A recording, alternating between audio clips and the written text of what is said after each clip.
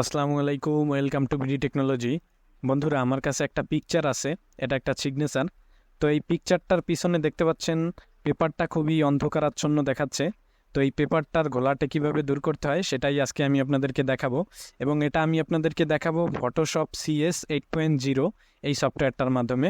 তো আমি আমার ফটোশপ প্রোগ্রামটাকে একটু ওপেন করে নিচ্ছি এবং এখানে আমি আমার পিকচারটাকে নিয়ে আসি।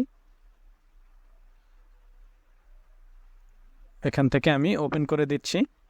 তো বন্ধুরা, দেখতে পাচ্ছেন আমার ফটোশপে এসেও কিন্তু পিকচারটা সেই আগের মতোই রয়ে গেছে। তো এখন আমার কিবোর্ড থেকে Ctrl+Shift+U প্রেস করতে হবে। বন্ধুরা, Ctrl+Shift+U প্রেস করার পরে এরপর আমাদের কিবোর্ড থেকে প্রেস করতে হবে Ctrl+L। Ctrl+L প্রেস করার সাথে সাথে কিন্তু আমাদের সামনে এরকম একটা অপশন আসবে এবং এখানে আপনারা 3টা পেন আইকন দেখতে পাবেন। তো এখান থেকে লাস্টের যে পেন আইকনটা, এটার উপরে মাউসের কার্সার পয়েন্ট রাখার সাথে সাথে দেখতে পাচ্ছেন লেখা উঠেছে সেট হোয়াইট পয়েন্ট। তো আমি এখানে ক্লিক করছি।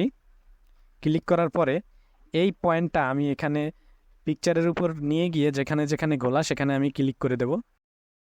দেখতে পাচ্ছেন মোটামুটি পুরো ছবিটা অনেকটা পরিষ্কার হয়ে গেছে এবং এই কর্নারে গিয়ে ক্লিক করে দিচ্ছি এবং এই কর্নারে গিয়ে ক্লিক করে দিচ্ছি, এখানে ক্লিক করে দিচ্ছি, এখানে ক্লিক করে দিচ্ছি। মোটামুটি আমার ছবিটা কিন্তু পরিষ্কার হয়ে গেছে। এখন আমি এখান থেকে ওকে ক্লিক করে দেব, কিন্তু আমার যে মূল যে লেখাটা সেটা কিন্তু এখনও পরিষ্কার বোঝা যাচ্ছে না, এইটা সাদা করার কারণে।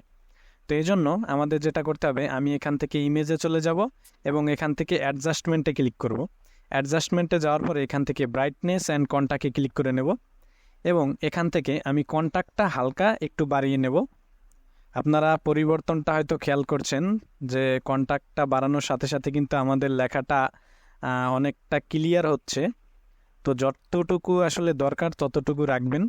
তো এরকম রাখার পরে এখান থেকে ওকেতে ক্লিক করে দেবেন। তো বন্ধুরা, আমি যদি একটু জুম করে দেখাই আপনাদেরকে, দেখতে পাচ্ছেন বন্ধুরা আমাদের ছবিটা কিন্তু মোটামুটি তৈরি হয়ে গেছে। তো এই ধরনের ঘোলাটে ইমেজ আপনারা পরিষ্কার করার জন্য এই টুলটা আপনারা ইউজ করতে পারেন ফটোশপের সাহায্যে। শুধুমাত্র এটা না, যে কোনো ডকুমেন্ট, আমি যদি অন্য একটা ডকুমেন্টও আপনাদেরকে এডিট করে দেখাই সেক্ষেত্রেও আমি এই ধরনের টুলসই ইউজ করব, এই কাজই আমি সেম করব। তো এই ধরনের কাজ আপনারা দেখতে চাইলে আমাদের বিডি টেকনোলজি ইউটিউব চ্যানেলে ফলো দিয়ে রাখবেন, চ্যানেলটা সাবস্ক্রাইব করবেন এবং পাশে থাকা বেল আইকনটি বাজিয়ে দেবেন। ধন্যবাদ।